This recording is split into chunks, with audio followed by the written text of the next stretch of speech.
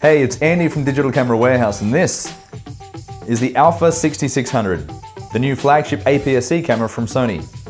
Let's find out what's been improved and how it compares to the popular A7 Mark III. Can the 6600 beat one of the most popular cameras of 2018? Yes, it can. And no, it can't. It's kind of complicated. We'll get into that.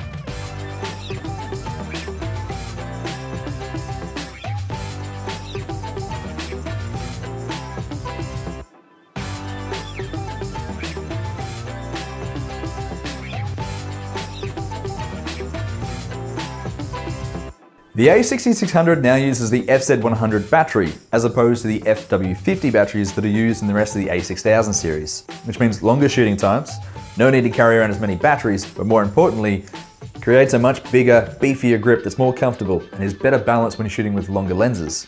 The camera also has Sony's new... Do you mind? Oh, okay.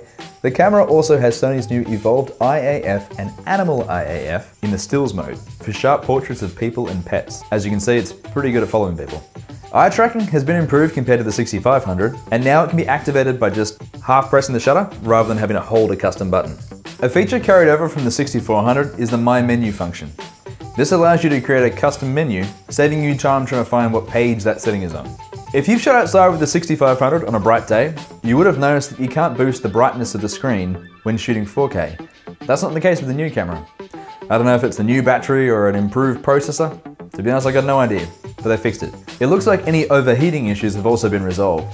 I shot 4K continuously for over an hour without the camera shutting off. I did see the overheat symbol at around 58 minutes, but the camera did keep recording. The A6600 now adds a headphone jack for audio monitoring, as well as a customizable button for a grand total of 4 customizable buttons. And while we're talking buttons, they're now more tactile, and they make this satisfying clicking sound.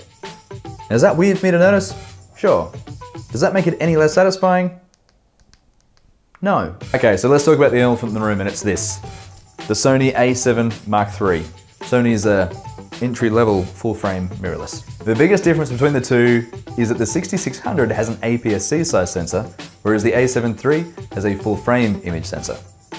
In general, full-frame sensors collect more light because they're physically bigger, but APS-C sensors and lenses can be compact and more portable because they're smaller. Also, generally speaking, APS-C lenses are cheaper than their full-frame equivalents. One competition the A7 III definitely wins is being able to record on 2 cards simultaneously, because the 6600 only has the 1 card slot. Personally, dual card slots have saved my bacon on more than one occasion, so it's always nice to have the option.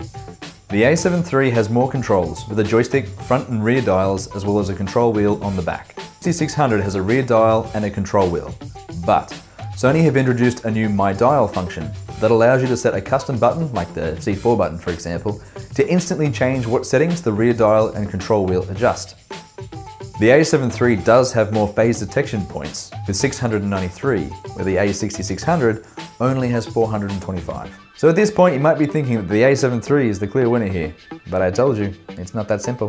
The A66 has some features that the A7 III doesn't. For example, the flip screen.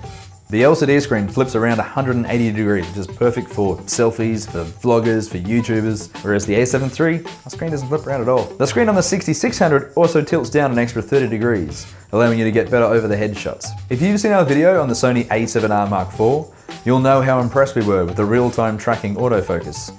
Unfortunately, it isn't available in the A7 III.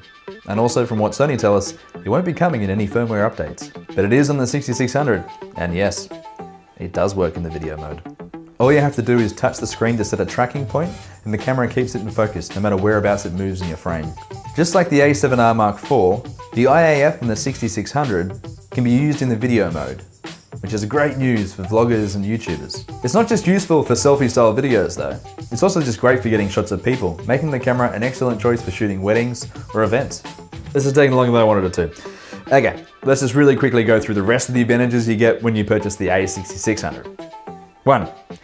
It has an easier to understand custom key setting menu, which means that you can actually see the button that you're changing as opposed to looking at a list of buttons, which is just kind of confusing. 2. It has no recording limit. 3. I forgot the third one. The third one is that it has a new touch shutter function, which which means you can touch the screen to focus and trigger the shutter release. Okay, so overall, the A7 III and the 6600, they're both incredibly capable cameras, and they each have their own lists of pros and cons. It's hard to make a call on which is better because honestly, they're both good. If you shoot more low light sort of stuff, and you enjoy having more control and dual card slots is a must, then I would lean towards recommending the A7 III. But if you prefer more vloggy, YouTubey style things, or you want to put the camera on a gimbal, that's when I'd recommend something more like the 6600. I hope if nothing else, this video helps to explain some of the differences between the two cameras. If you have any questions, leave a comment below, subscribe to our channel, and check us out on Facebook and Instagram. That's all from us here at Digital Camera Warehouse. We'll see you next time.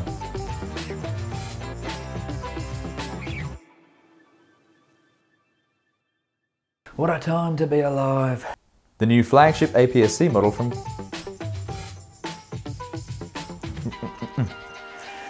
Oh, this is a bad start. Hey, it's Andy from Digital Camera Warehouse, and this was too low for me to pick up.